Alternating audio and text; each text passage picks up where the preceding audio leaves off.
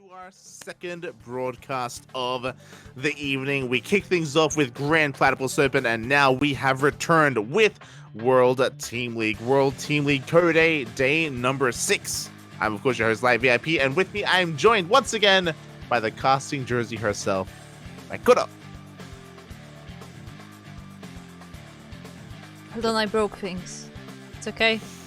Don't worry about it. Definitely plan to do this. Everything working as intended. Of course, last night, if you recall, I was casting alongside Yaku of the Zaku, and we were able to confirm the players that were able to make it in, the teams that were able to make it into Code S. At least the majority of those teams. And it was pretty intense. There was a lot going on. Of course, Team BASILISK, Starlight Twinkle, Platinum Heroes, and Abydos are confirmed into Code S.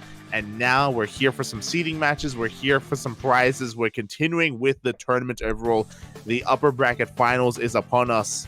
And neither one of these teams have dropped series, but Team BASILISK have been on a tear. Oh yeah, definitely. I mean, BASILISK is a crazy strong team. They have both Serral and Reynor, and also, can always pull out Trigger. I mean, even Rotterdam has played. But for the time being, let me check and I'm unmuted. I'm unmuted. We are already in the game, and when you see our players, the two Zerg players, it is Reynor for BASILISK and Hyperion for Starlight Twinkle. Yeah, here we go. Here we go. We're kicking things off with a ZVZ, the rematch, Hyperion against Reynor. There's a little bit of history between these players, as if I'm not mistaken, I believe there was this kind of weird event where Hyperion actually did defeat Reynor. Yeah, I think it was like an ESL Open Cup or something. Mm-hmm. I remember, there was like a big thing where everybody was like, "Wait, who's Hyperion?" Yeah. Yeah, it was really sick to see. Unfortunately, I don't believe it's on the computer because it was in one of the earlier rounds. But regardless, there is some history between these players, and Reynor is gonna have his chance at revenge. Yeah, that he will. But so far, it looks like they will be playing the macro ZVZ kind of style. No crazy shenanigans from either side. And I guess we'll just see who's gonna be better at that. Yeah, so far, Hatch Gas Pool from both teams here. As you were kind of mentioning earlier, Team BASILISK, they are a titan to be afraid of here. They have so many powerful players in their roster. They may be looking to be a contender against CranKy Gaming, to maybe dethrone them and finally take a win, or finally have CranKy Gaming lose. I mean, technically they're a new team. They're not Dragon Phoenix Gaming anymore. So I guess technically we're gonna have a new champion this season. But technically, you know what I mean. Yeah.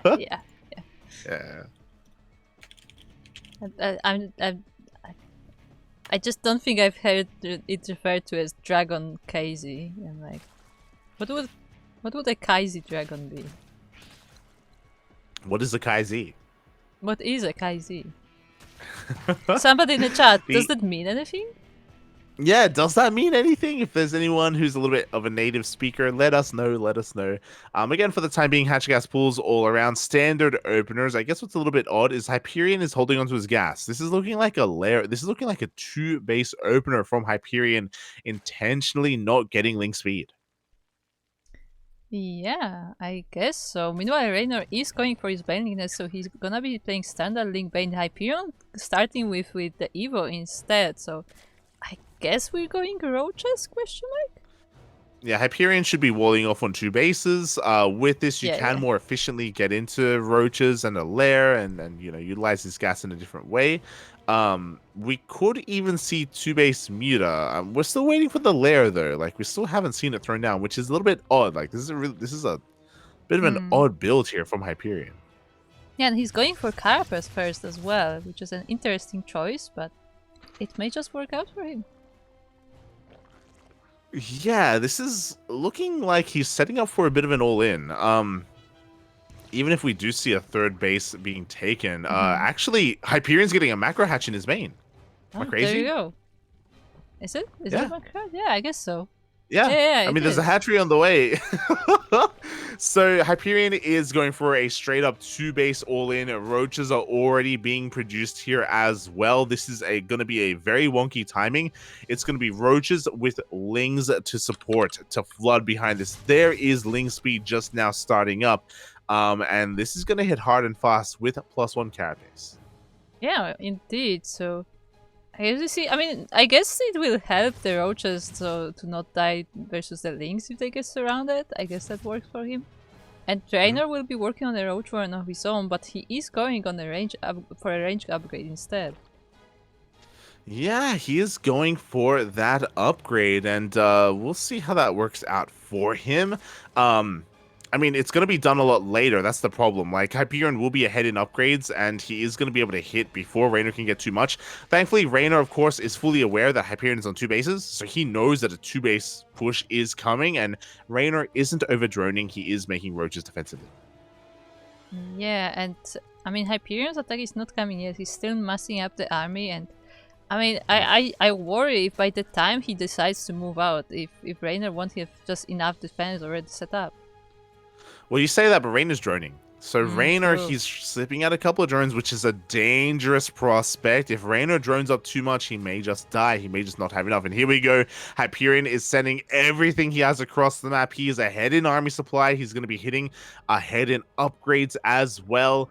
And Reynor has to be very careful with how he fights. If he fights out in the open, he is going to get surrounded. Here we go. He's throwing down some spine crawlers. He realizes the danger that he's in. Yeah, the roaches are on the way. There are a lot of links made by Hyperion as well, so those will be the reinforcements. And for the time being, he has the numbers advantage together with the upgrades. But we'll see how it goes in a direct fight. Yeah, Hyperion is waiting for his lings, but his lings are getting distracted in the middle of the map. They're chasing the lings of Reynor right now. We need those reinforcements. Here we go. Hyperion is taking this fight, but +1 range just finished up. Yeah, indeed it did. And this fight will be quite even, but with the help of the links, I guess there are links on both sides. I think actually Hyperion is losing this. Yeah, Reynor, such a smart move to keep those lings to keep those lings busy. Finally, the lings show up again. They were running around in the middle of the map for so long. Are there enough roaches to really take full advantage of this? I don't really know if there are. Yeah, I'm not sure. The links are going down, all of them actually, and Yeah. the Hyperion still doesn't have the numbers, and with the defender's advantage as well, I think Reynor will hold this quite easily. Yeah, Reynor has held. I mean, again, you say easily, but there was so much supply of lings held up from Hyperion in those lings. So much supply in those lings just held up in the middle of the map. They were just doing nothing essentially because Reynor was keeping them distracted, and that may have just won Reynor the game. Yeah, definitely. I mean, Hyperion's attack didn't work, and now he's put himself very much behind, so now this is Reynor's game, really. And I mean, both of them are going into lair, both will be progressing in the tech, but Hyperion only taking his 3rd base now, he's definitely on the back foot. Yeah, he's going to try and transition from here, but again, he's behind in workers, he's behind in upgrades, or I say he's behind in upgrades, like he's working on +1 range now, which is nice. It will give him a bit of a lead, but Reynor is going to be able to just completely overwhelm him with roaches. Yeah, even just with pure numbers. Like, at certain, like, advantage, like, the upgrades don't even matter anymore just because you have that much more money. Much more money? What? English? Hello? Yeah. Yeah, he's gonna have many, he's gonna have much, he's gonna have more, he's gonna be all over it, mate. As we just have a bit of a ling run by here. A queen is gonna get surrounded, so a nice pickoff from Hyperion. It is something, and he needs something to go his way. He needs something more to go his way. Queen is a good start, but killing a couple of workers, maybe forcing Reynor to stay at home. These are the things that Hyperion needs to do to come back in this game. Yeah, I mean, that's the only thing he can really do at this point is, like, make sure that the Reynor doesn't come to him, because he's really trying hard to catch up with the economy. And I mean, so far it's been working. Like, Reynor has not moved out yet, but he decides that this is the time, and the speed will be more or less at the same time, but Hyperion does have that upgrade advantage on his side. Yeah, but how much do upgrades really do for you when Reynor is up 50 supply right now? He's sending everything across the map, a massive roach army. Hyperion's going to try and go for a counterattack, but again, Reynor, there's no reason for him to turn around. He's just going to crush his way through this. Hyperion trying to muster up a force, muster up a defense. But even with the links coming from behind, it's just not going to be enough. Yeah, the numbers are just in favor of Reynor, and even with the reinforcements, there are still so many roaches standing. And I mean, this attack may be clean, but there will be a next wave and another after that, and I don't think Hyperion can really keep up with the tempo. Yeah, exactly. Here comes that second wave that you were talking about, and Hyperion is running out of steam. He just lost all of his lings. Now he loses his queens, his roaches. Reynor is breaking into the natural again. This is what happens when your 2-base all-in fails, and that is what happened earlier. Hyperion was very committed with his push, and it just didn't cut it. Wasn't enough. Yeah, not quite. Even the drones are now pulled off the line, 15 of them falling down. But Reynor still has the roaches on this side of the map, and GG is called. He takes game 1. GG, well played. Reynor will take the first game. And speaking of the first game, massive shout out to another Zerg player, one that isn't a part of this event, but just had an event of his own, just had a stream. Thank you so much to Uko for the raid. Hope you had a great ladder session. Hope you had a great stream. Welcome, everyone. Welcome to the World Team League, to the first match here. Team BASILISK versus Starlight Twinkle. Yeah, welcome, the raid is from Uko channel. And I hope you can enjoy this ZVZ that we're currently having with Reynor and Hyperion. Yeah, very fitting, very fitting. We do have that ZVZ going on here. Game number 1 just kicked off here with Hyperion trying to go for a 2-base all-in, hitting with a timing with a +1 carapace and even a macro hatch as well, just flooding links across the map. But Reynor had such a great defense. He shut it down, and now we're going into game number 2, and this will be Hyperion's map pick. Indeed. So I guess we'll see what Hyperion's decision will be there. And I mean, do you think he will go for like some kind of all-in again, or will he try to play a bit more of a macro game this time? I feel like all-ins are what we need to be doing. Okay. I mean, the first one didn't quite work, did it? Yeah, I mean, the execution was a little bit shaky, unfortunately. He did kind of A-move across the map, and because of that, his lings just followed the lings of Reynor all the way to the corner, doing nothing. So, again, because that didn't quite have the attention to pull it off. The problem is that he already did an all-in in game 1, so now Reynor's on notice. You know, now Reynor's going to be looking out for that sort of thing. He's going to be a little bit more careful as well. Yeah, that's why I'm saying that, like, maybe we need something else. Like, maybe not necessarily like, oh, late game or something, but like, maybe we need to take that third base, you know? Yeah, I mean, there are other ways to be a little bit cheeky. You know, we can try to rush into mutas for early game map control. We can try and feign some aggression and try to tech up in a different direction as well to sneak out, I don't know, even fast lurker play or something like that. It's just really difficult because, of course, Reynor is such an amazing player. He's one of the best Zerg players in the world. He's top 3 up there with Serral and Dark. Yeah, it's gonna be a bit of a mountain to climb. But I mean, it was mentioned earlier, Hyperion has beaten Reynor before in the best of series. Yeah, definitely. So he can definitely do it again. But we'll see if he can on Gressvan, as that is our next map. And here, in the bottom right corner, we have Reynor, currently up 1-0. And spawning in the top left-hand corner on Gressvan, it is Hyperion. And look at that. Look what Reynor is doing. Oh, let's go. I mean, we do have a pool first opening here from Reynor, so very safe play here. He is anticipating something like a 12 pool or some kind of earlier aggression from Hyperion, but Hyperion, he's just going hatch gas pool. He's just chilling. Yeah, I mean, I'm a little bit scared, like, if that chilling will pay off, but I think Reynor is also gonna chill a bit in his base. Like, in the previous game, he also wasn't very aggressive. He was mostly just sticking at home and reacting to whatever Hyperion was throwing his way, so I guess we may get a bit of a macro game. Yeah. Again, Reynor's opener going pool hatch gas is a defensive opener more than anything. He is making 6 lings, and with these 6 lings, he can go across the map and try and kill a worker or 2. It is possible for him. It's going to be on Hyperion to make sure he's attentive and make sure his drone micro is good enough to keep everything alive and minimize his losses. Yeah, definitely. But for the time being, we are just building up, making the macro. Ooh, the Lynx are actually moving out. He's checking. He's checking around the base. Yeah, again, he is going to be looking for that drone damage. This is spotted by the Overlord, so Hyperion, prematurely, he can just evacuate his natural, send his drones into his main base, and just prepare for that. For the time being, the drones are staying in the natural, so again, he does have to be careful with this. He does have to make sure that he doesn't lose anything here. Yeah, he's working on links of his own. They should about be popping up soon, so he's gonna try to just defend with those. But ooh, the drones are getting surrounded.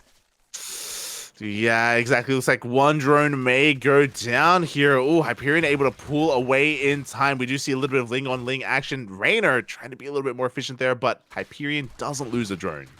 Oh, yeah, doesn't lose a drone, and I mean all the links are cleaned up, so overall it's a decent defense for Hyperion. He did suffer a bit more losses than he probably wanted to, but he didn't lose any drones, so that's definitely good for him. Yeah, and we can see that in the worker count right now. Hyperion, he is slightly ahead in the drone count, slightly, but we can see Reynor, again, just heavily droning behind this as well. For the time being, Reynor is staying on his 2 bases. We'll see how long it takes for him to take a third, if at all. Yeah, and both players are going for a Bane Linkness, so I guess we're going for a Link Bane this time, after all. Yeah, we are going to be getting into Ling Bane. We do have a third base on the way soon from Reynor as well. It is, going to be slightly behind that of his opponent, but a lot of that is just because of the openers, just because of how hatch first and pull first kind of the dynamic works with each other. And yeah, we are just going to be able to get into a much more standard game, especially compared to game 1. Yeah, definitely. Although we already do have that Evo chamber for Hyperion, so I guess he will be working on his upgrade that much faster unless he only wants that for the wall. Oh yeah, scene. Oh, it's okay. scenes? Don't worry about it. And this is what happens when I have to both cast and do the clean feed production. Ooh, nice shot! The binding from Hyperion actually cleans up all of Reynor's Zerglings.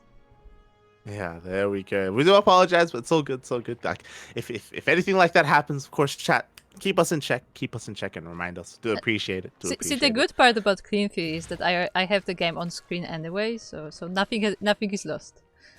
True. There we go. But yeah, from here, everything's looking quite standard. I say no one. Reynor has a decent amount of links here, so if he wants, he can try and go for a bit of a counterattack and apply some pressure to Hyperion. But for the most part, we're just droning, we're just chilling. We are getting into the Roach versus Roach stage of the game.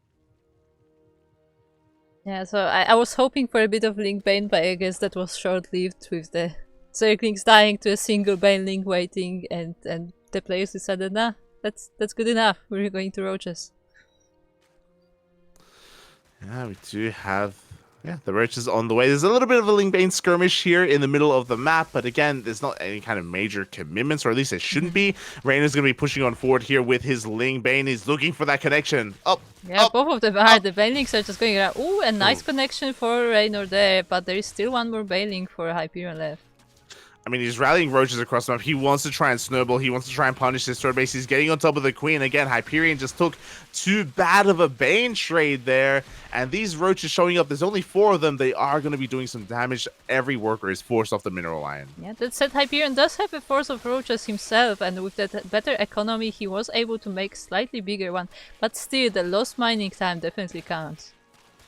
Yeah, it really does. It really does. Reynor, he was droning behind this, so he's going to lose a couple of Roaches in the retreat. So some decent pickoffs here from Hyperion. He's going to have a little bit more momentum going his way, but 10 more Roaches are in production for Reynor. Indeed, and we have Link Bane from Hyperion mostly. There are a few Ravagers on the way, but there are no more Roaches coming, it looks like. So we will see how this fight will go versus mostly Roach army from Reynor.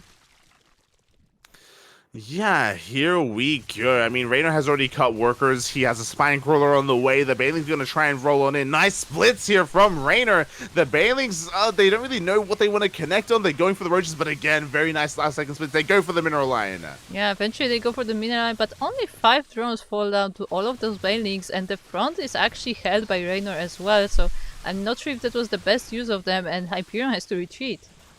Mate, the splits were insane from Reynor, minimizing so much damage, only getting 5 drones, equalizing the worker count, and now suddenly things are swinging in favor of Reynor. Oh, Hyperion pulling back for a moment here with his lings. Both players, or at least Reynor, is looking to drone up and try to get into his own upgrades. Yeah, Kuro is working on those upgrades.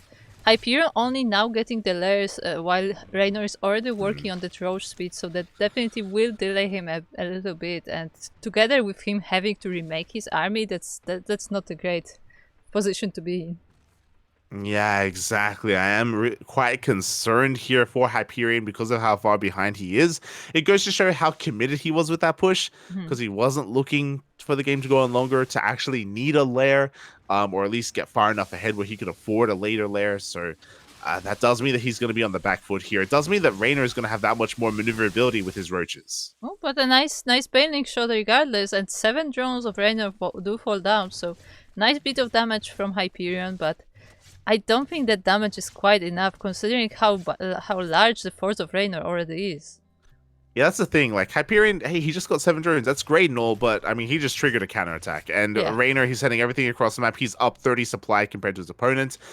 And just the sheer number of roaches here available for Reynor is just going to be far too much. Biles are kind of going to connect. They're going to graze the back of the army, but look at the roaches.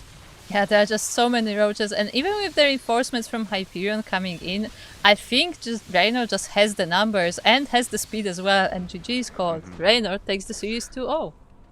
GG, well played. Reynor will take the series 2-0 in game 1, having a great defense against the 2-base all-in. Game number 2 was a lot more straightforward here. We saw, once again, Hyperion pretty committed off of 3 bases this time, but couldn't break the defenses of Reynor. Those splits, they were so good. Yeah, indeed. Really nicely done there by Reynor. And that means we will be going into our second match, and do you know what those characters mean? Oh, those characters. Well, no, I do not, actually. I was wondering if Wikipedia kind of had an answer here. I wonder who this player is. Maybe this is Young Zest. I don't remember the characters, so I can't tell. Apparently it translates to watching the stars at night, so stargazer. That's very poetic. Yeah. I really don't want to open anything right now because the clean feed is gonna lag. I'm gonna get my phone. Yeah. So it's not Young Zest. Young Zest is a different player, straight up. I'm just looking at their Wikipedia roster. Okay. And I can see their first names. So yeah, this is, again, it translates to watching the stars at night. So I'm pretty sure his name is Stargazers, or Stargazer. Okay, we can use Stargazer. Yeah, that works. Yeah, that makes sense. Yeah. Oh boy. So I believe this is going to be his debut in WTL. We haven't really seen much of him at all, but he has quite a lot to prove here because he's up against Serral.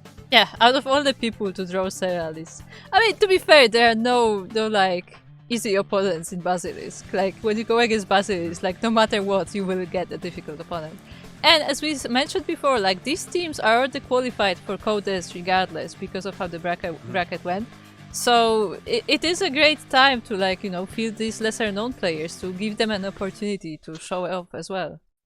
True. I mean, I think it makes a lot of sense. Like, no disrespect to the players that are being fielded by Starlight Twinkle, but if you see their lineup, they're not fielding Cham and they're not fielding Spirit. This is the first time that they're not fielding their ace players. And I think it's because they want them to rest. They don't feel like it's necessary to field them against Team Basilisk because, you know, they don't really like their chances. Like, they'd rather, you know, keep their builds hidden, you know, like. But also, like, I mean, you know, when's the better time to field these lesser known players than you know, when they already qualified? That might as well just, you know, give these players some time to shine because, hey, you never know when they're gonna take an unexpected upset. for sure, for sure. Like, they're taking this opportunity to give some of their players experience. There's a lot less weight on this match, and I think there's a lot less weight just because, again, mate, when you're up against Serral, Reynor, and Trigger, yeah, you know, I'm sure Chairman Spirit are like, mate, look, if we don't have to, mate, we can just chill, we can rest, we can focus on our next series instead. Yeah, definitely. So it's very much understandable, and hey, let's just see what kind of a series we're gonna get from these two. Yeah, I mean, we've never casted Stargazer before, you know? He's a new player to us. He doesn't have a Liquipedia page on Liquipedia either. So yeah, I want to see what he has to offer. What kind of crazy build is he gonna whip out here on Neo Humanity? Indeed. So we are currently waiting for the game to begin.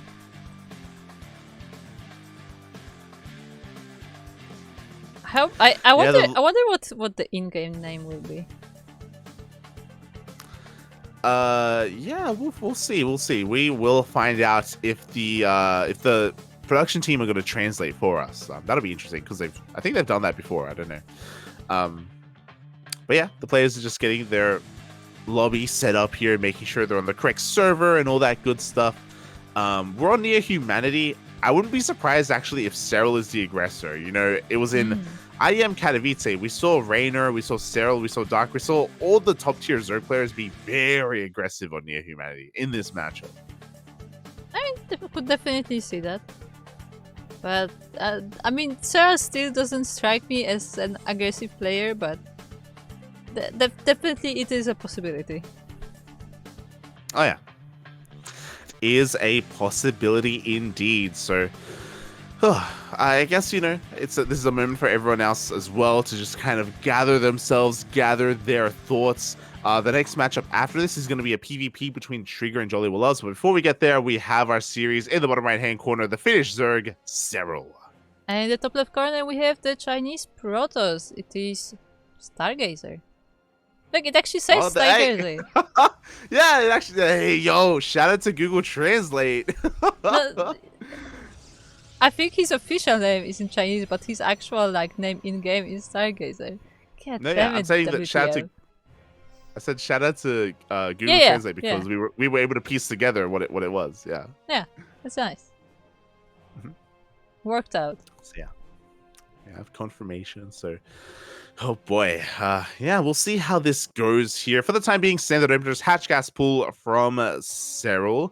At least a hatch gas pool setup. Meanwhile, his opponent is going for a gate expand, but our eyes are on the production tab. Our eyes are on Stargazer because I want to see the hell he's gonna do. I mean, so far it doesn't seem to be anything out of the ordinary, although he is being very cheeky with that probe. Yeah, you know, he's being a little bit annoying, forcing a little bit of inefficient mining, or at least attempting to force some inefficient mining. We can see there Serral doing a great job at making sure that it doesn't affect his economy too much, as there is that spawning pool and the gas being taken. So again, nothing too crazy so far. I wonder what the history is though here with Stargazer, because I'm not even familiar with him in like the DreamHack regional stuff either. I don't think I've seen much of him at all.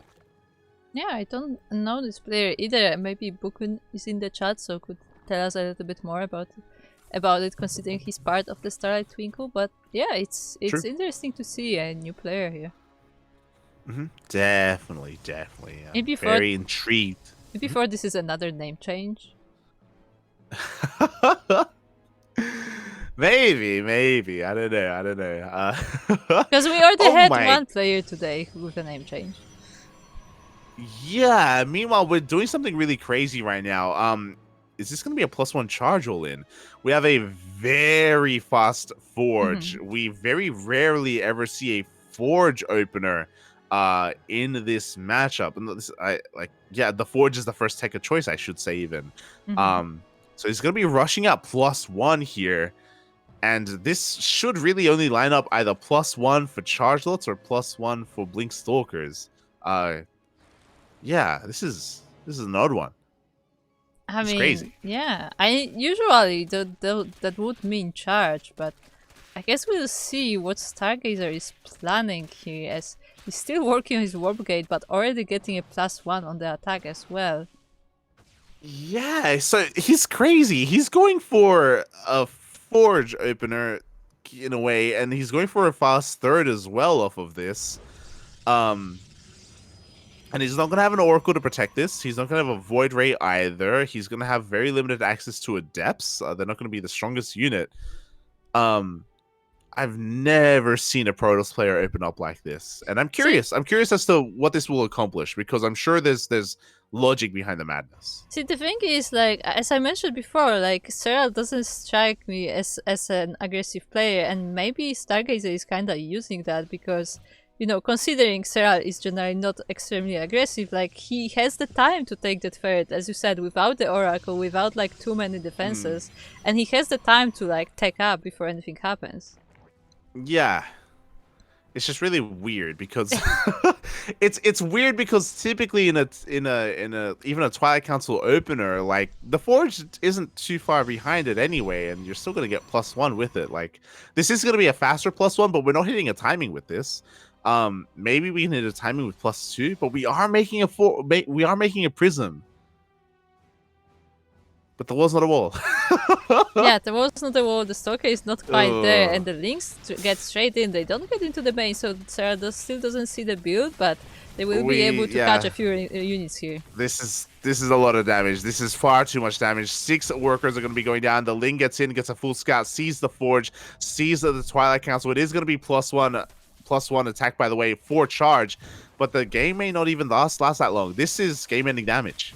Yeah, the probes are falling down, 10 of them already dead, and there's more Zerglings coming in still. The wall is still not plugged up. Now there is a warp in there, but it's too late as the probes have already fallen. Yeah, exactly. This is such a shame. I wanted to see, like, if this was going to be, like, a +2 timing. I was really excited to see what the setup, what the build-up was. There's +2, by the way, so it was going to be a timing for a very fast +2. But unfortunately, our Protoss player here, he's already crippled.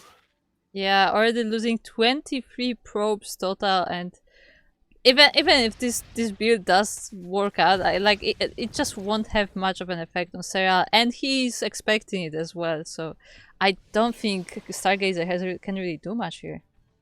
Well, the thing is that this is like supposed to be a very strong timing with mass charge lots, and because we lost so many probes, like that is going to impact the overall mineral income. And we're just straight up gonna have less Zelts to work with. Like this is just the wind has already been taken out of the sails here of our Protoss player. It's a shame because I wanted to see it all come together here. Serral is already pushing out across the map. He is looking to end the game with his Roach push. Yeah, that's what it looks like. And there are 2 Immortals on the other side of the map. There is a Warp Mist as well, but I mean, you would need a perfect micro to win versus this Roach army. Yeah, I mean, there's potential because of the prism, so we can just, like, you know, drop as often as possible to try and keep these Immortals alive, but even then, it's going to be a tough ask. Here we go. The Force Fields are thrown down. Charge Dots, there are none. It's just pure Immortal here. The Juggling is not too bad, but the Roach Ravager is looking to break into the natural. Yeah, the numbers are just too much for Serral, and he's even bringing up the Queens as well. The Immortals are already hurt, and the Warp Piece is now going to be zoned out, so this is the entire defense that Stargazer can afford to use. Yeah, and we were talking, or at least I was bringing up like these aggressive builds from Zerg players on this map from Serral as well. Even the Queens move out across the map. GG gets called, and Serral will take game number 1. Yes, indeed. I mean, an interesting attempt, definitely, from Stargazer, but that wall not being secured at the right time was really what lost him the game, and I wonder if that wasn't the case, like how that build would work out in the end. Yeah, we would have had a different scenario. Maybe Serral still defends and still wins, but it wouldn't have been anywhere near as one-sided. It wouldn't have been anywhere near as anticlimactic. Like, again, I wanted to see the build up there for the charge, for the Immortal push to be hitting with +2. Like, I would have been really excited to see it come to fruition. But alas, unfortunately, Serral is too good of a player to allow mistakes to go unnoticed. And we saw that the Stalker was misplaced. It was out of position, and the Lings abused that. They punished that very, very hard. And now we are going to be getting into game number 2. We will be going into game number 2, and it will be on altitude, so a bigger map again. And I wonder what Stargazer is gonna bring to the table this time, because he did go for an unusual build in game 1, and I wonder if game 2 he's gonna do it a bit more like, you know, typical, or if he's gonna try something interesting again. Yeah, that's the question. You know, he already had a really peculiar build in game 1. On altitude, I'm curious if he has something special in store for us here. As a reminder, it is loser's pick, so this is Stargazer's map of choice. I'm kind of thinking double Stargate Void Ray. I'm feeling like Beastork right now. Yeah, I'm thinking of Beastork right now. And there's a reason for the way that he plays on altitude, and I wouldn't be surprised if Stargazer has a very similar feeling. I could see that, but I after seeing this game 1, I don't know if I feel like the Stargates, but I mean we're gonna find out soon enough. Yeah. I mean, he could just whip something out completely different out of left field, you know? Like, we'll find out. It's spawning in the top right-hand corner of altitude. We have the Chinese Protoss representing Starlight Twinkle, Stargazer. And in the bottom left, we have the blue Zerg representing Basilisk, Serral. Oh. All right, we're going into altitude. Largest map in the map pool. It's big, it's beautiful, a lot of aces, a lot of open spaces. Because of that, because of that, it can kind of lead to a couple of different things. You can try and proxy on this map because it's so large, there's so many spaces for that, or you can take advantage of how large it is and go for more greedy builds that would otherwise not work on smaller maps. Yeah, and I mean, we will see, as this is still quite early in the game, but I have a feeling like Stargazer is the one to go for the more economic kind of build rather than hiding stuff around the map. But I mean, he still has a chance to do so, as this probe is only just scouting the base of Serral. Yeah, and he does confirm the pool first. Serral did go for a safe pool first opener, very reminiscent of what we saw from Reynor as well in his last series, playing safe against his opponent. So with this, Serral will have access to early lings. It does mean that he would shut down a cannon rush. He would shut down proxies if we did see like a proxy gateway or something like that. So yeah, just Serral just making sure he doesn't get cheesed out. He did. And there is no cheese coming from the side of Stargazer, just, you know, getting his cybernetics core and everything, and setting up his natural as well, so no crazy cheesing from either side, just building up the economy. Yeah, the lings are going to be sending out across the map. Only 2 lings from Serral, 2 lings and a queen. So again, not really making full use of the pool first because he doesn't have to, because he isn't in any danger. He's just going to be sending them out to scout, to poke and prod, and see if he can find a way in. As Serral focuses now on his economy to kind of recover. We see him trying to take a third, but Stargazer, just a little bit annoying, delaying it a little bit. Yeah, nice little delay there on the third base. Actually, will he be able to take it? No, he did take it, okay. I thought the probe is gonna make it back again. He's doing it again! He is! Okay. I kind of... If at first you don't succeed.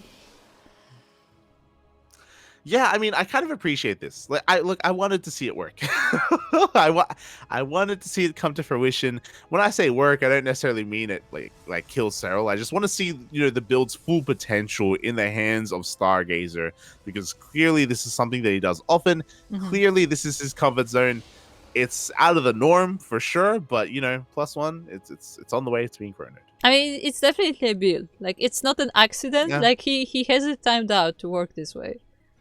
And I mean, as long as that wall stands, like, we may be able to see how it works this time. Yeah, so this is gonna be a timing attack off of 3 bases with Immortal Charge Lot +2. How many Immortals is this gonna have is a question. I think 3, maybe 4 Immortals. Will we get that far though? We have Serral making a wave of lings. He's gonna be applying some pressure to this 3rd base, and hopefully Stargazer can hold on to it. Yeah, I'm looking at that wall all the time. Like, every time he's replacing the unit, I'm like, please. do it right this time. Yeah, I'm worried here because again, there's no Oracle to support. Yep, Serral, he recognizes weakness in this build. There's no Oracle, there's no Adepts. There's again very little here to support this third base, and with the mass amount of links that are coming across the map. Oh no, they're not. They're not positioned. They even wrap around the Adepts, and the Adepts will be going down, at least one of them, and the links may be able to cancel this third base. Yeah, they're going to be killing the shield battery here. We have a third Adept behind this, but we have a massive wave of links coming out. And without a shield battery, without oracles, this third, it's not going to finish. Yeah, I mean, Stargazer will try to buy as much time as he can, but ooh, he actually finishes that Nexus and it will be going down soon.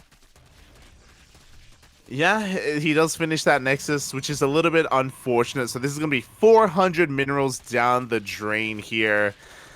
Oh, as he is going to lose that base. And that's a pretty big hit here to this build. A lot of money burned. And on top of that, he wouldn't have the additional resources that the third base would have provided him. He's even supply blocked.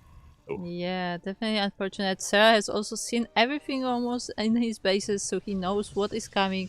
He's seen that build last game, so he knows what to expect. And he's transitioning to roaches, so he should be able to deal with the army that Stargazer can muster. Yeah, exactly. I don't even know if Stargazer can even make that or warp in that many units, to be honest. Like, he's already on the back foot. We have roaches on the way from Serral. He's droned up to 56. He can probably cut workers at around 60. I think that's a perfectly fine number to stop droning, especially when he knows his opponent is stuck on 2 bases. Yeah, and as much as this is an interesting timing from Stargazers. We can see that charge and then plus 2 are practically ideally synced up. I feel like that build-up is just a bit too slow and he just doesn't have enough defenses in the early game.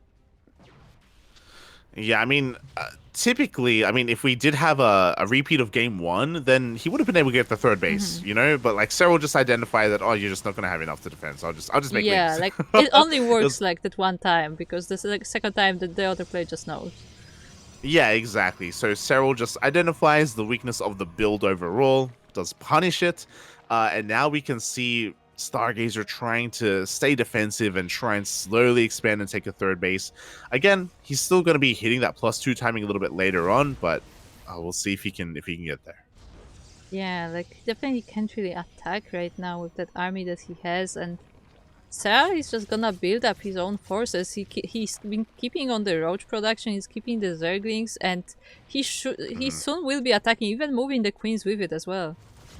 Yeah, Serral hasn't droned in a long time, and here we go. He does meet the army. This is before charge, by the way. It's still a couple of seconds away. +2 is still a ways off as well. It was not being chronoed, and there's barely anything to help support this army. The Archons and Immortals are exposed.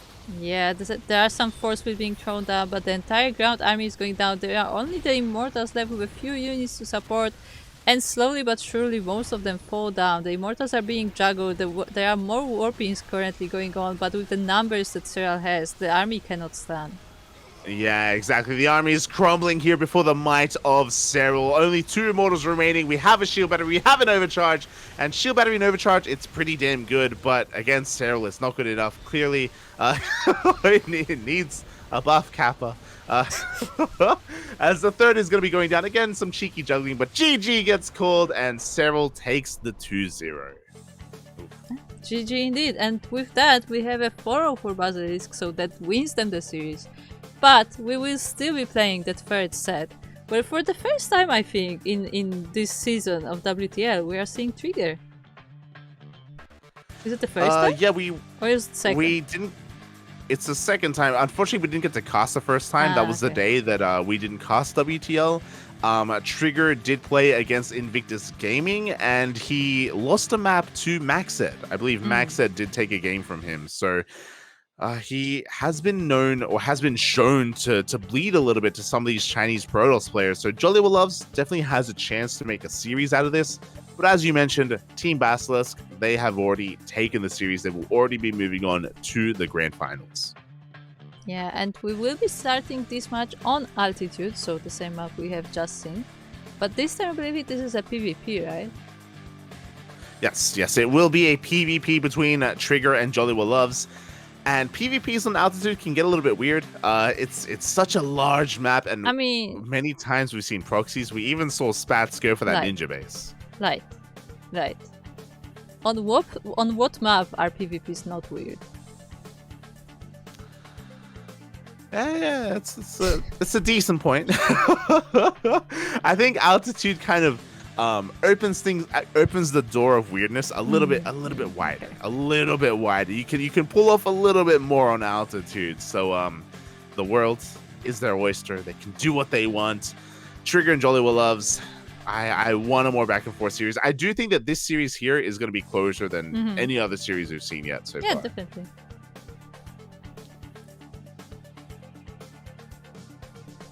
JoliwaLoves is the man of many names. We have casted quite a bit in the past few years in a lot of Chinese events.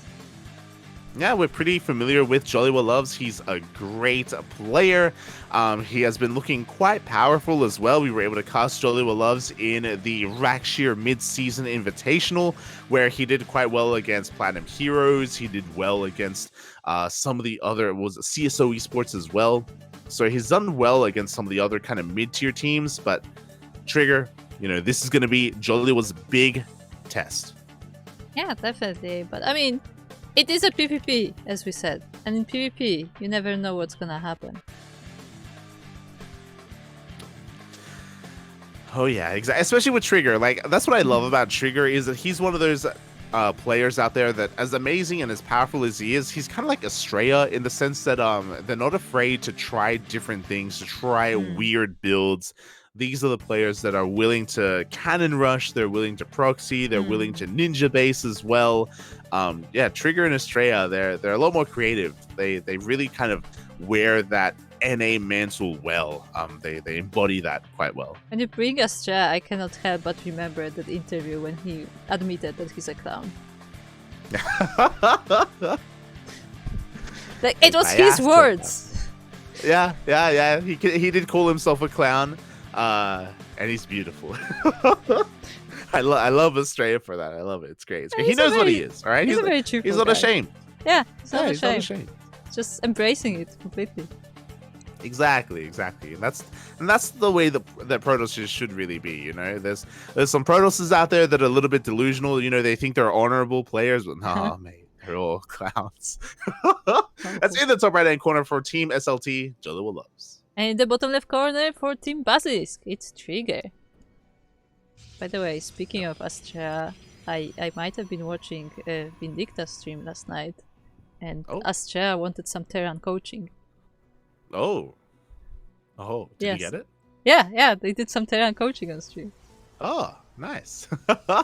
Yeah, shout out to Australia. He is good friends with Migs, with Vindicta. They do live pretty close to each other, actually. So they, from time to time, they do meet up. Yeah, it was like Astra popped in his chat. It was like, when can I get coaching? And Migs like, yeah, whenever you want, now.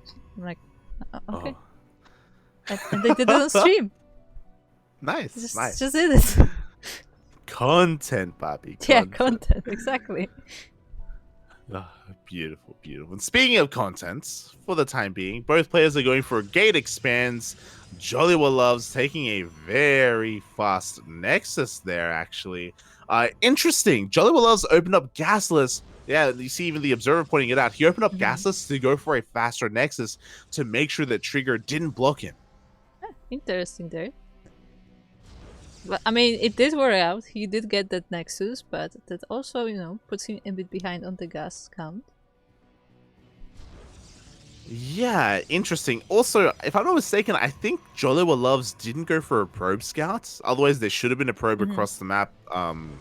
Just making sure that that the Nexus didn't get thrown down. Yeah, the probe is only just now going out across the map. So, a very interesting approach from JoliwaLoves. A delayed scout, a gasless opener as well. This is stuff you don't usually see. I mean, we do bring it up a lot, but like a lot of these Chinese players have like their own meta of sorts, and like they tend to play slightly different than what is currently considered standard. And maybe that's just the standard way to play for JoliwaLoves specifically. Yeah, I mean, I kind of like it. I kind of like it. I think I would like it more if he still went for a regular probe scout. So Mm. then he'd get like a gigafast natural, and then he can be really annoying and delay his opponent's natural as Mm. well, and kind of get the best of both worlds. Um, but because it's a gasless opener, maybe he doesn't want to force a like a tech building before Nexus, because if he does, then he just may die. He just full walled. So yeah, he does go for the full wall as well. So yeah, there is, I guess, logic behind what Jollywood did do. What? Why did he go for a full wall though? Oh, to make sure that there's no adepts pushing in. Yeah, but is he gonna Meanwhile, destroy speaking the of, gate then? we do see an adept coming out here across the map. Already 2 probes going down. Nice damage here from JoliwaLoves. He also gets a full scout. Mhm. If he did make it into the main base, then I believe he was able to see the Oracle, or at least the Stargate. Yeah, but now he will have to work in defensively in the base because he cannot cross his own wall and the Stalker is trapped outside. Mhm. There are shield batteries though, so that Oracle shouldn't be able to do much damage. Yeah. Shield batteries should make sure that the mineral line is fine. But yeah, so a lot of Protoss players, especially on larger maps like this, when they go for gate expands, they go for a full wall off just because it's a secure way to make sure that no adepts get in. Otherwise, it can be very annoying. As we saw, even Trigger couldn't stop the adept from getting into his own main base and natural and getting damage done. Yeah, I'm just a bit surprised that you would full wall with like your main building, so now you have to actually destroy a gateway to get out. Oh yeah, and he will destroy a gateway eventually to get out. Yeah, But but that's what I mean. Like I would have like used the pylon or something for that instead. that's a messy wall. Okay. So I mean, it's a common thing in PvP. Meanwhile, we do have a proxy gateway across the map being set up. This is where I would usually count gates. This is either I think this is the 4th gate for JoliwaLoves. Yeah, I think so. 4 or 5th? Yep, 4th. Yeah, 4. There we go. So we do see 4 gate blink stalkers here. Oh my Never god, mind. far more than 4 gates. 6 gate blink stalker all in coming out from JoliwaLoves. He will not have to break down that wall because he's going to be warping in everything across the map. Yeah, see, that's what I mean. He walled in not because he knew that he won't be needing that base anyway, and he will be warping in everything across the map. And Trigger is also working on his blink, but he did go for the 3rd base. Yeah, exactly. Trigger is going for a much more standard opener. 3rd base is on time. He's working off of 3 gateways as well. We have a robo on the way. Trigger, unfortunately, is in the dark. Even with this Oracle Scout, even if he gets into the main, there's nothing really to see. The only thing to take note of is that there's still no 3rd, and that should tip Trigger off if he does check. Yeah, and I think he might have, but either way, the Stalkers of JoliwaLoves are now moving across the map. More are being warped in at that proxy location. And what does Trigger have at home to defend from this? I think he realizes something wrong. We have 3 shield batteries on the way here. We have a stasis trap as well. Trigger is getting ready to defend his 3rd base, but I don't think Joliwa cares about the 3rd. He should be going for the 3rd. He should be going for the natural, but that's stasis. So close to the stasis. I don't think he will trigger it. He will go straight for the natural instead. There are Stalkers there to defend and a shield battery overcharge as well, but JoliwaLoves just focuses Stalker after Stalker. Oh, a bit of a misclick from JoliwaLoves, and he does end up going into that stasis trap as well. A disastrous execution here, and Trigger is going to be able to prepare himself. He's going for more warp-ins. He's making immortals. He can maybe even try and set up another stasis trap. Yeah, indeed. All of these Stalkers being out of the action is definitely not great for JoliwaLoves, and I mean, he still has a lot of units, but I don't know if this is... I don't think he should attack into this. I mean, he's attacking into shield batteries, and we're going to have an overcharge available as well. Right now, Trigger's just buying time for his immortals. We do see that JoliwaLoves is taking a decent fight, but down comes the immortal. Yeah, comes the immortal. He snipes a few Stalkers. JoliwaLoves tries to snipe it, but he's a bit undecisive, and he's losing a lot of units. He lost his prism. There's no way to reinforce on the front lines. We have the high ground, and Trigger has shut this down. GG is called. Trigger takes game number 1. JoliwaLoves, he tried some really interesting build there, but that attack just did not work for him. Yeah, again, unfortunately, he did miss control. Mm-hmm. If you saw when he did push up the ramp, he actually accidentally clicked on the gateway instead of stalkers. And he was also a little bit indecisive if he wanted to push up the ramp or towards the third base as well. Yeah. Of course, the stasis didn't help, but at that point, he was already kind of losing the fight. Yeah, but definitely the indecisiveness in the direction he wants to go definitely cost him a lot of damage done on these units, and in the end, like, Trigger was able to hold it quite confidently. Yeah, I appreciate the 2-base all-in from JoliwaLoves, but yeah, Trigger so solid in his defense. Also, luckily for Trigger as well, he was kind of working on him, or he already had a Robo as well. He was working on Immortal Tech. He wasn't skipping out or being greedy at all by any means, and he did have those shield batteries finishing up as well. Once he realized that something was wrong, something was amiss, he was preparing himself defensively. So nice reactions out of Trigger. Yeah, definitely. Very nicely done there. Yes, we are currently waiting to find out what the second map will be, as this is JoliwaLoves' pick. Yeah, it is loser's pick here, and this is going to be the final game of the series. It is going to be Joliwa picking that map against Trigger, and we'll kind of get an idea for what he has in store for this PvP. I expect another kind of variation of an all-in, to be honest. What is the smallest map right now? Near Humanity. Really? Near Humanity is the smallest? Yes. Wow. It's the smallest. It feels big. Don't quote it out of context. Yeah, there's Near Humanity. Another relatively small map as well is going to be Dragon Scales. But yeah, I don't know if Near Humanity is going to be a good choice just because of how condensed Near Humanity is. I don't know if that's going to be a good idea against Trigger, because Trigger's not afraid of being aggressive either, and there's no pressure on him. You know, his team already won. Like, he'd be willing to be aggressive too. Well, I want Trigger to do some clown build, like actually clown build, like something that's just, you know, has levels of what is going on. Yeah, you know, he could definitely try and pull something like that off. We'll see. You know, a lot of it may just depend on the map of choice to figure out where we want to take things and where we want to go. We'll see. As Joliwa still picking that map, still deciding. Yeah, and we'll soon find out what is the pick and what will happen that next PvP, because we see JoliwaLoves go for the 2-base all-in, and I wonder if this is a sign of things to come, or if he tries to play a bit more macro game in the next game. Yeah, I know that's what some players will do, right? Like, you have this opportunity, you're up against Trigger, who's one of the best Protoss players in North America.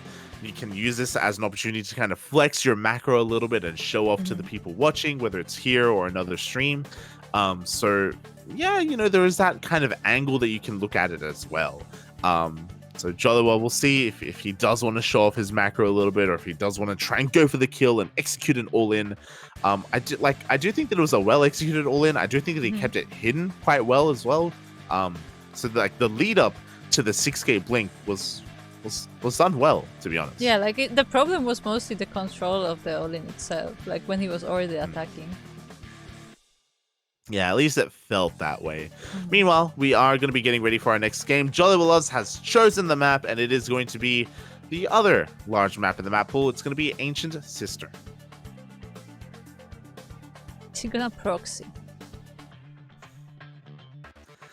I mean, he did proxy on Altitude, to be fair. Technically. But again,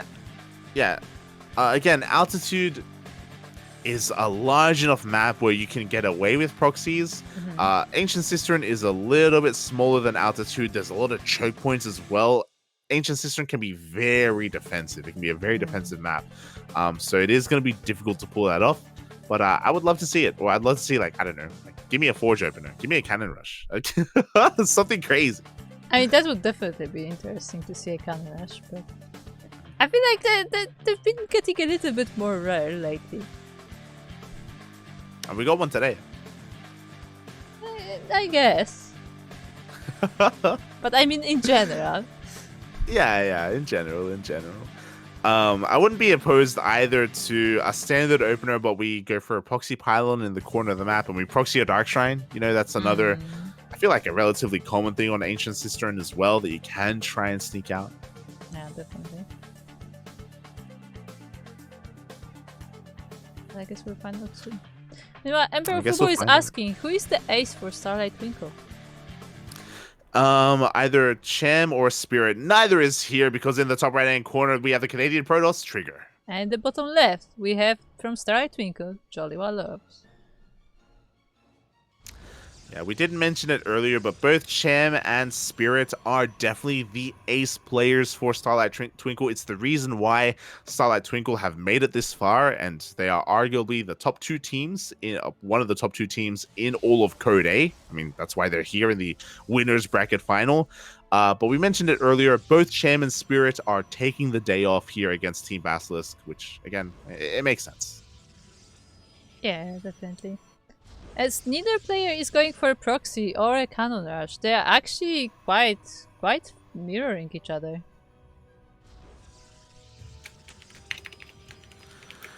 Yeah, they are mirroring each other.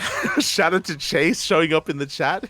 Yeah, Chase, why are you showing up in the chat and not in Discord? Yeah, Chase will be joining us later on. But for the time being, as you were saying, we do have 2 gate openers from both players. It makes a lot of sense. It is quite standard on Ancient Cistern because there's no ramp leading into the natural. And now we play our favorite game, Kuro, or at least mine and Asher's. Kuro, what do you think the first 2 units are going to be from both players? For Joliwa, it's 2 adepts. 2 adepts from Joliwa. Yes. All right. I'm gonna say double Stalker from Trigger. Double Stalker. Aggressive opener. Okay. Alright. We'll see. Once the Cybercore finishes, we will be able to take notes on what those first 2 units will be. There's double Adept, there's double Stalker, there's Stalker Sentry, and there's even double Sentry as well, which is far rarer, but also possible. I think once. I think I've seen a triple Sentry opener before. We have Stalkers versus Stalkers. There we go. Double Stalkers all around. Okay, so with this, they're going to be relatively aggressive. They're going to be moving out, and they're going to try and catch each other in the middle of the map. So we're going to have some Stalker on Stalker action. Yes, indeed. For the time, we have probe on probe action as they meet each other in the middle of the map, and even in Trigger space as well. And yeah, I mean, I guess we're gonna see how it goes. Trigger goes for sentries while JoliwaLoves decides to throw the Twilight Council first. Yeah, so JoliwaLoves is going to be staying on one base a lot longer. He's delaying his Nexus to go for a faster Twilight Council. We can see Trigger, you can see how many minerals he's banked up. He wants to expand, and there we go. He deals with the pylon and goes for a faster expansion. So a more economic opener from Trigger. Again, much more aggressive from Joliwa. With this faster Twilight Council, he can either go straight into Blink, or he can go for that Dark Shrine. Yeah, so they're getting to the same composition, I guess, for the time being, but just at different ways, and JoliwaLoves can already work on the Blink as his Stalkers are moving across the map. Yeah, so there's going to be a window here where Joliwa will have Blink and his opponent will not. So this is going to be a pretty crucial timing for Joliwa to hit. He also has to make sure that he preserves the Stalker count. It's very important that he has as many Stalkers as possible once Blink does finish. Yeah, and he is avoiding this Phoenix Scout. I'm not sure if the last Stalker wasn't scouted by Trigger, but it doesn't appear to be so. And JoliwaLoves goes for an attack. Yeah, he's going to try and focus on the Stalkers of Trigger, but we have a shield battery to support. We have force fields available as well. So far, JoliwaLoves does a great job at keeping his Stalkers alive, but I can say the same for Trigger because Trigger also doesn't lose anything. Yeah, now his own Blink is on the way as well, and I guess we will see who is better in the Blink micro battles. Yeah, we will see. Meanwhile, this hallucinated scout confirms to Trigger. Trigger knows he's ahead economically. He also knows that JoliwaLoves prioritize his Blink and Twilight Council. He saw the Twilight Council researching. He knows it's not going to be a Dark Shrine. So Trigger sees everything he needs to. What if it's charge? I mean, imagine going 4 Stalkers into charge. I guess so. It's possible. So Hallucination right now is actually scouting the edges of the map as well, just in case before it goes on in. Trigger, he's also getting a robo already as well. I wouldn't be surprised if he starts working on Immortal production, just because he knows that he's going to have a little bit later of Blink.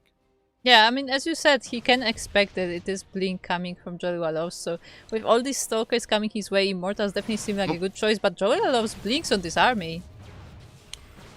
Yeah, but he loses one Stalker immediately. He's going to be losing another Stalker as well. Trigger is chasing this down, and Joliwa kind of picking a fight that he can't really take. Yeah, really good really good focus micro on from Trigger, just focusing down each single Stalker, and JoliwaLoves loses most of his forces. Yeah, but he dives into the main base and he's going to make it kind of worth it. He picks off 6 probes, which again is necessary because Trigger had the economic lead because of the faster Nexus. So JoliwaLoves is able to equalize the worker count.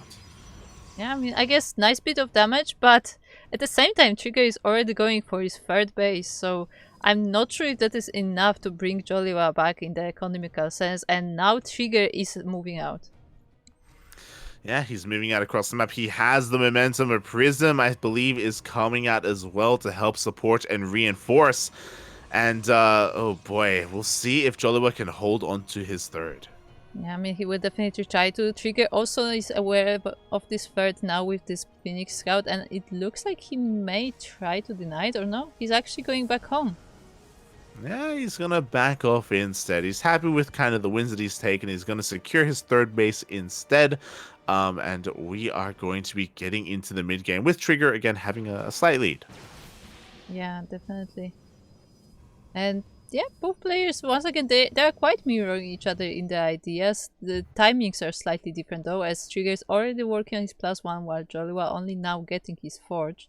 But it looks like composition wise we will see quite similar armies.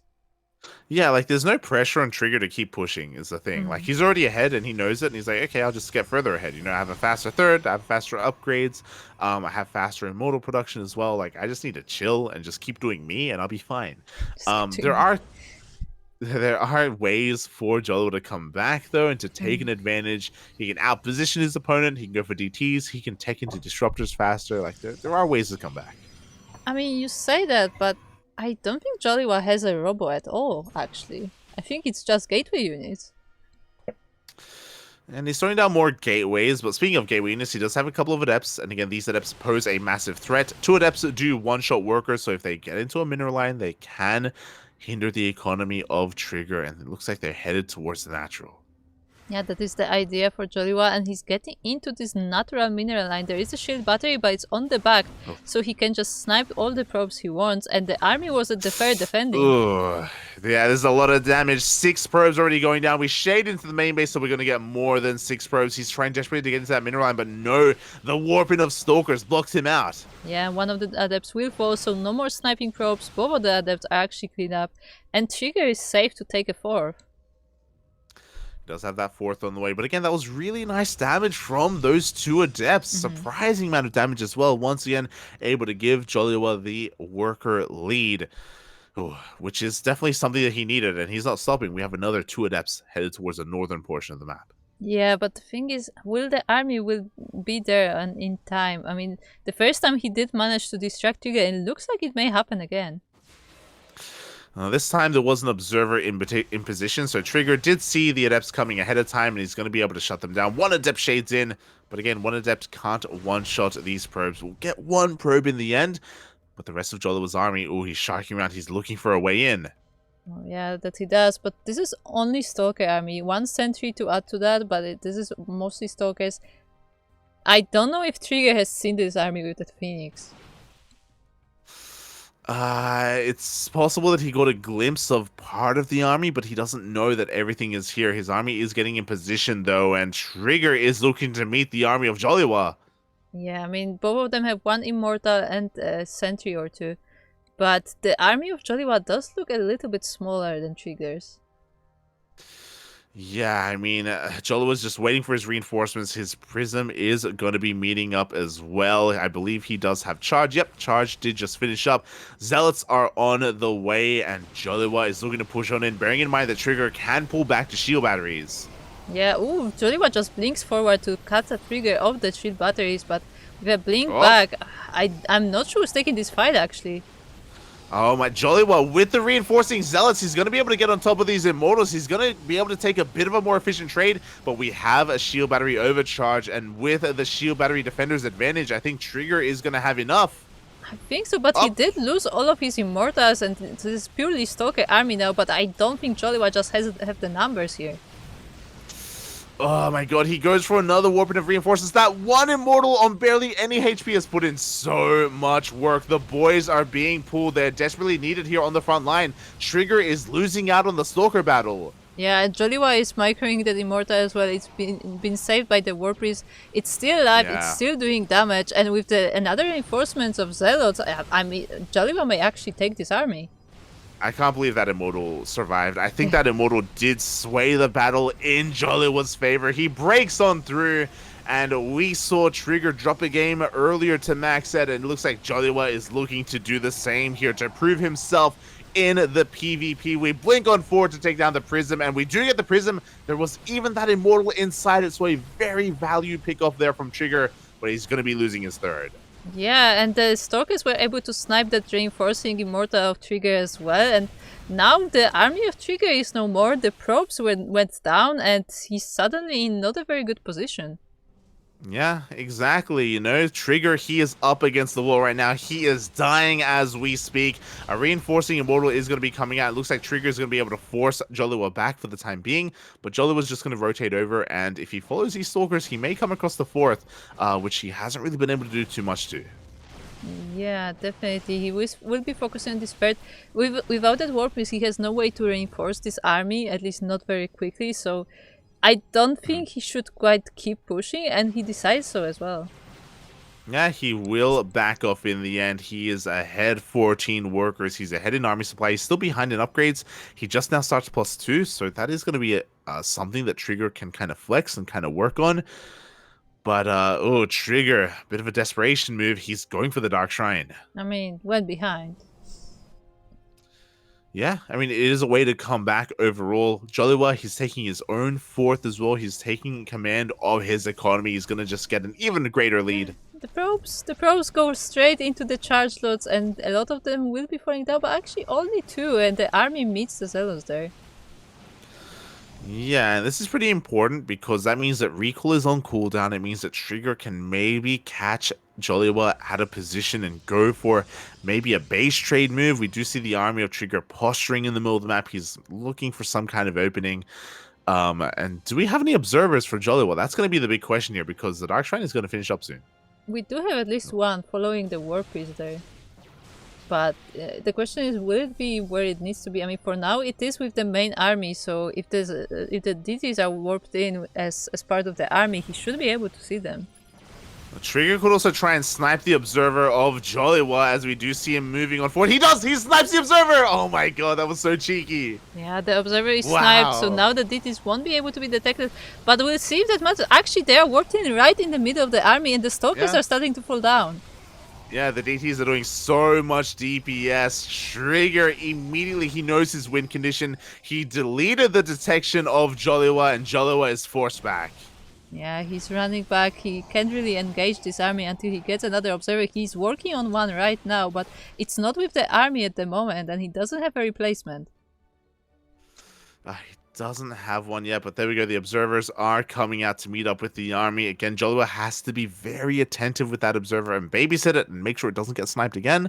Likewise, he's going to need some cannons back at home because now DTs are all over the place and they're looking for some probe kills. Yeah, and it doesn't look like he's quite prepared for that, so he may be losing quite a few probes. The DTs are currently going to the Natura. There's already one at the third, and the probes are starting to fall. Yeah, Joliwa is being forced all in, and the fight is happening in the middle of the map. He's blinking on forward.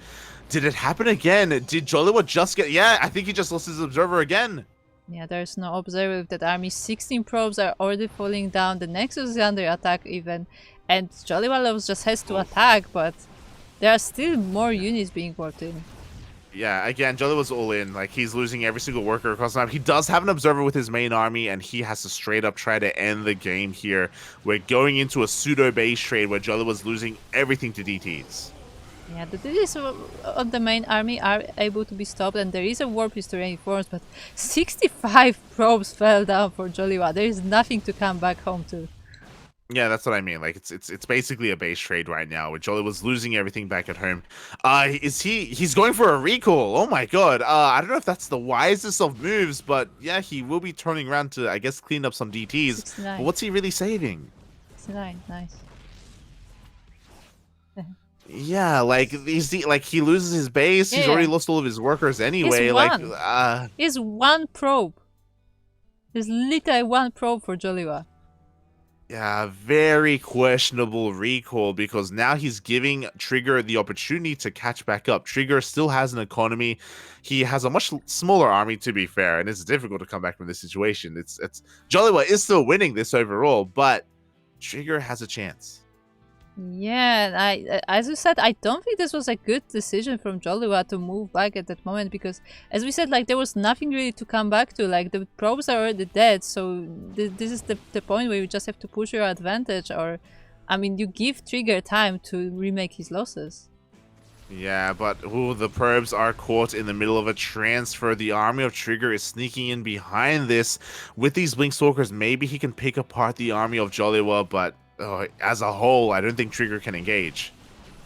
Yeah, I don't think he can, as Joliwa just moves straight into the main base, camping on all of the production. And, I mean, he has to do this. He has to make sure that Trigger doesn't warp in more units. Yeah, so the win condition here for Trigger is for him to snipe the Observer. That's what the Observer is pointing out right now. We can see here Trigger has 1 Observer and Joliwa has 4. If he's able to kill all the Observers, then his DTs will actually kill everything else. Yeah, definitely. The thing is, I don't think this is very easily done, so as the Observer is being held back, but it's on the front now. He wants it! He can blink on top of it. Oh, Trigger loses his Observer. He can no longer snipe the Observers of Joliwa. That was his only win condition, I feel. That was it. Yeah, I mean, he still has that 4th base, and he's gonna try to hold fort there, but I still think the army of Joliwa has more potential there. That 1 probe did fall down, by the way, so Joliwa also can't make anything more. Yeah, and to be fair, those Archons were actually morphed into... Sorry, the DTs were morphed into Archons, so Trigger has a little bit more army supply to work with. You can see his kiting is working very well. He pulls back to the shield battery. He's going to have an overcharge. Trigger goes for the warp in.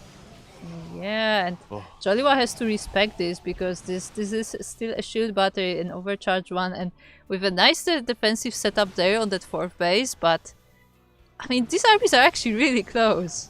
Yeah, it's really close right now here. Trigger has the mining base. Joliwa does not. He has 0 probes right now. He has nothing else to work with than this army. He has to try to micro his heart out with this prism. And GG! Oh.